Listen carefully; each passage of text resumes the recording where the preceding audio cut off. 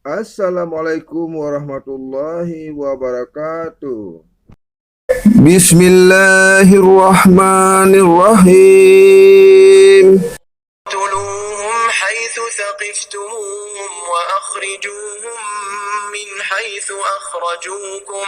والفتنة أشد من القتل ولا تقاتلوهم عند المسجد الحرام حتى يقاتلوكم فيه فإن قاتلوكم فاقتلوهم كذلك جزاء الكافرين فإن انتهوا فإن الله غفور رحيم وقاتلوهم حتى لا تكون فتنة ويكون الدين لله فإن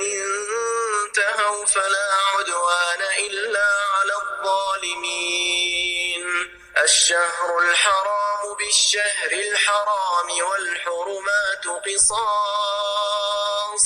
فمن اعتدى عليكم فاعتدوا عليه بمثل ما اعتدى عليكم واتقوا الله واعلموا أن الله مع المتقين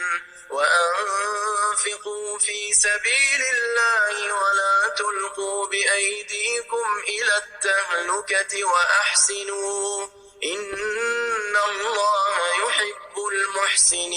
المحسنين وأتموا الحج والعمرة لله فإن أحصرتم فما استيسر من الهدي ولا تحلقوا رؤوسكم حتى يبلغ الهدي محله فمن كان منكم مريضا أو به أذى من رأسه ففدية من صيام أو صدقة أو نسك فإذا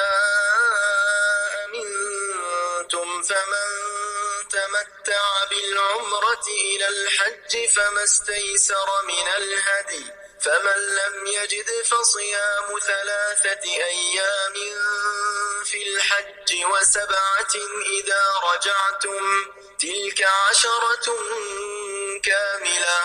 ذلك لمن لم يكن أهله حاضر المسجد الحرام واتقوا الله واعلموا أن الله شديد العقاب الحج أشهر معلومات فمن فرض فيهن الحج فلا رفث ولا فسوق ولا جدال في الحج وما تفعلوا من خير يعلمه الله وتزودوا فإن خير الزاد التقوى واتقون يا أولي الألباب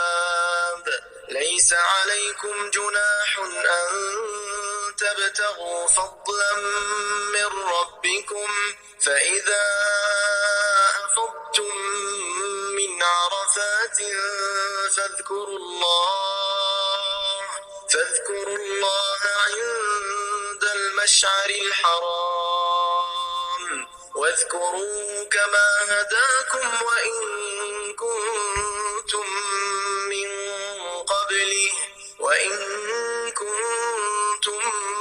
من قبله لمن الضالين ثم أفيضوا من حيث أفاض الناس واستغفروا الله إن الله غفور رحيم فإذا قضيتم مناسككم فاذكروا الله كذكركم آباءكم أو أشد ذكرا فمن الناس من يقول ربنا آتنا في الدنيا وما له في الآخرة من خلاق ومنهم من يقول ربنا آتنا في الدنيا حسنة ربنا آتنا في الدنيا حسنة وفي الآخرة حسنة وقنا عذاب النار أولئك لهم نصيب مما كسبوا والله سريع الحساب واذكروا الله في أيام معدودات فمن تعجل في يومين فلا إثم عليه ومن تأخر فلا إثم عليه لمن اتقى واتقوا الله واعلموا أنكم إليه تحشرون ومن الناس من يعجبك قوله في الحياة الدنيا ويشهد الله على ما في قلبه وهو ألد الخصام وإذا تولى سعى في الأرض ليفسد فيها ويهلك الحرث والنسل والله لا يحب الفساد وإذا قيل له اتق الله أخذته العزة بالإثم فحسبه جهنم ولبئس المهاد ومن الناس من يشري نفسه ابتغاء مرضات الله والله رؤوف بالعباد يا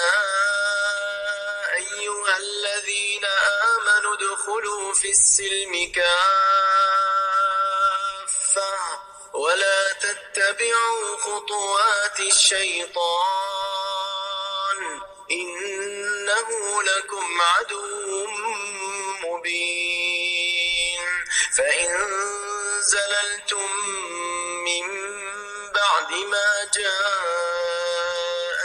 البينات فاعلموا أن الله عزيز حكيم صدق الله العظيم.